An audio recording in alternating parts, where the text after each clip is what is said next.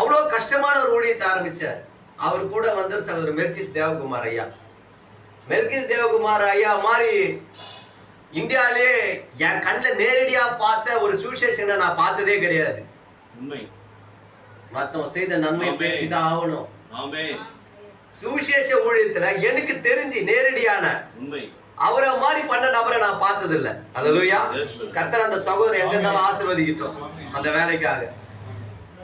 அதே மாதிரி Daniel Christian பாம்பேல இருந்தாரு. எந்த மீட்டிங் வச்சாலும் 5 பேர் ஞானஸ்தானம் எடுக்காம போக மாட்டாங்க. கேள்விப்பட்டீங்களா இது மாதிரி விவாஞ்சிஸ்ட? எங்கனா நடத்துங்க, ரோட்ல நடத்து, மண்டபத்துல எங்கனா நடத்து, ஒரு 5 பேராவது ஞானஸ்தானம் எடுப்பாங்க மீட்டிங் முடிஞ்ச உடனே. கர்த்தராகிய இயேசு நாமத்தினால அப்பேற்பட்ட இவாஞ்சலிஸ்ட். இப்போ வயசாகி உட்கார்ந்துட்டு இருக்கிறார். கர்த்தர் அவரையும் ஆசீர்வதிப்பாராக. அதிசராஜன் ஒருத்தர் இருந்தாரு. பஸ்ல ஏறினா சீட்டு இல்லைன்னா ஏஞ்சிட்டு உட்காருங்கன்னு சொல்லிட்டு